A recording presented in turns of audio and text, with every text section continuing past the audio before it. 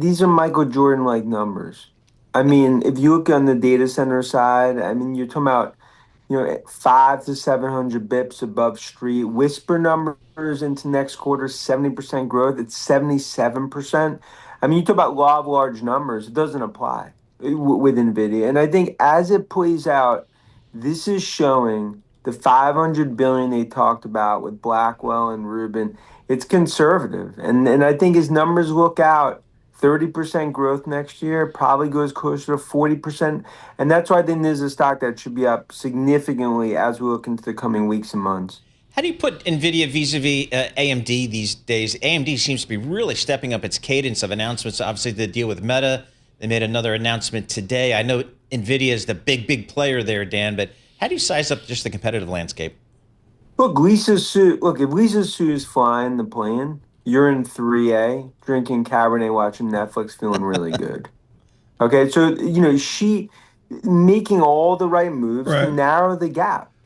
Because Nvidia, that's obviously the one chip in the world fueling the AI revolution. But right. AMD, they're going to get 15-20% of this market over the coming years. One of the theme I see in the research notes this morning is most people like Dan Ives lift up their price targets, some conservatively, some with a little more aggression.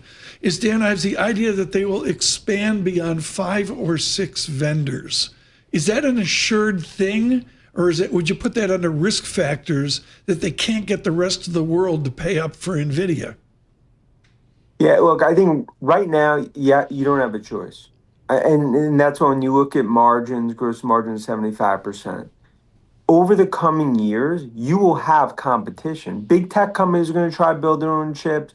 Obviously, AMD, what you see with Huawei in China and others. But the reality is, especially when it comes to like physical AI, autonomous robotics, you're going to have no choice right now where NVIDIA, you're going to ultimately have to go down that route with NVIDIA. But this is going to spread 5, 7, 10 vendors over time. But at least the next 18, 24 months, probably 36 months, if you're calling the red phone for a chip, it's the godfather of AI, black leather jacket Jensen, who's answering that phone. Dan, what's the conversation you're having these days with your tech clients as it relates to software and just the threat, potential, real, I don't know, that AI may pose to some of these software vendors? Because boy, those stocks have been taken out to the woodshed. Yeah, Paul, it's the most, in my opinion, disconnected tech trade that I've seen in my career. Because and Jensen hit on it last night on the earnings call. Software will be the hearts and lungs from a data perspective and use cases of AI. So the concept that Claude and others are going to unseat these, when you look at Salesforce, ServiceNow, Microsoft, others, it's a fictional tale. And I think investors are trying to figure out like how do you play software? Right now, everyone's running for the hills. You're owning semis and hardware, and no one's even touching software. But I view that as the opportunity to own some of these core winners. I mean, what's the conversation you're having? I would think the hedge funds would be really, if I'm a hedge fund manager, I'm going right to my tech analyst and saying, I think this might be once in a lifetime opportunity to buy some of these names. I mean, but you can be obviously really right or really wrong here. What do you think the conversation is?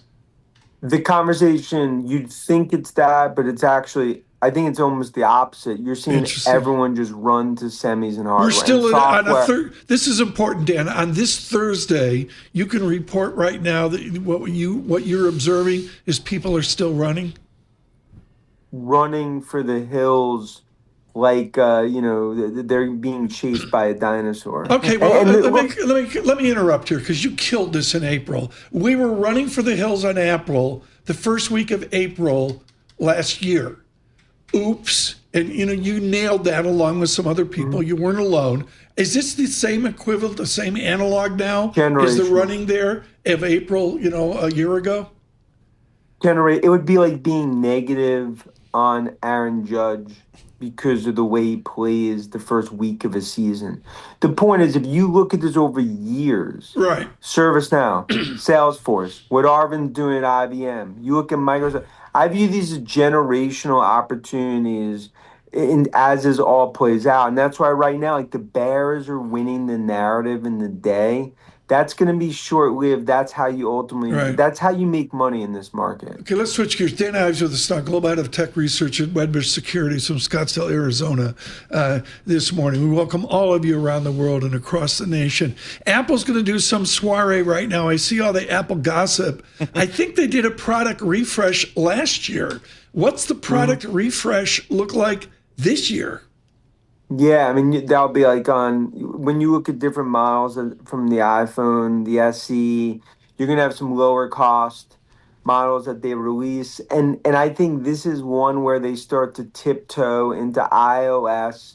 We talk about 26.4, 26.5, where that's gonna finally be Siri AI, which all leads into WWDC and iPhone 18. Look at the way, like Keen, we obviously talk about it all the time. Look at the way Apple's trading. I am telling you right now, Right, this is a stock. right. Google in 2025 will be Apple in 2026 between the product refreshers and Oh, AI. listen to you. Okay, I've been using AI here, and all I know is Penn State has to play Wisconsin USC and October 17th, Michigan. I mean, Penn State has a tough schedule. But they don't have to play Ohio State. That's big. Okay. That's big.